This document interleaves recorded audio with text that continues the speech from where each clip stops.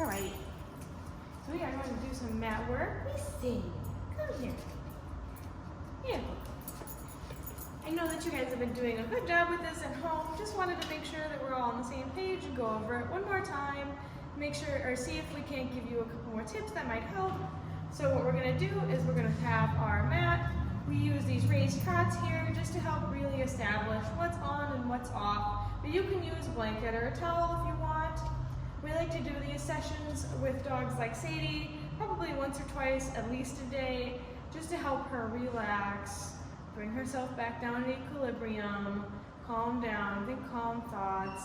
This might be especially useful after if you flirt hold her or just had a big exercise session to bring her in and put her on the mat and have her relax again. Just bring her back down, because once you get that brain firing and that really excited adrenaline place, you're going to want to bring her back down from that, or she's going to have a hard time settling. So we are going to put the mat on the ground. First of all, we want to make sure that this mat is not always on the floor. We want to make sure that we're only putting it down when we're doing a mat session, just to make it really extra clear that when the mat is on the floor, we're on the mat, and then if the mat is up, she's not going to be on the mat. But if you leave the mat down all the time, it kind of makes it a little bit difficult for her to understand when she's supposed to stay on and when she can get on and get off as she pleases. So we're just going to place the mat on the ground, and she should hop right up. Good girl. And we are not going to be using any marker words when it comes to the mat, because that can be kind of loaded with some energy, and we want to make sure that this is as calm of an activity as possible.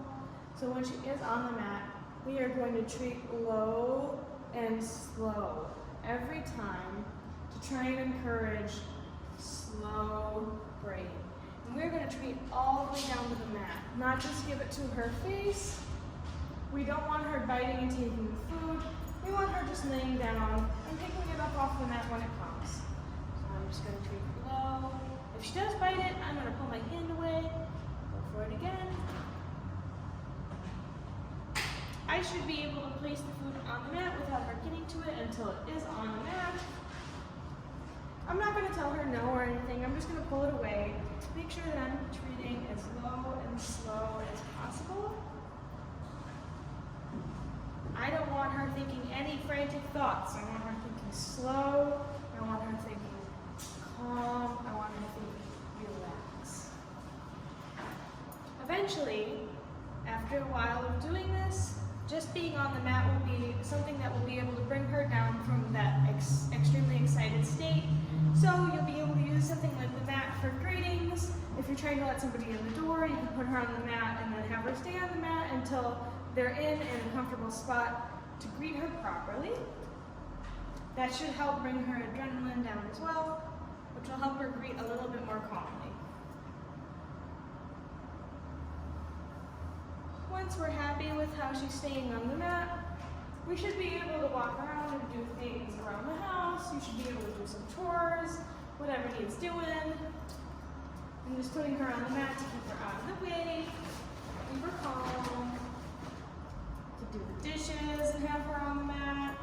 We just want to make sure that we're heading back every so often. Retreat, low, and slow. Oops.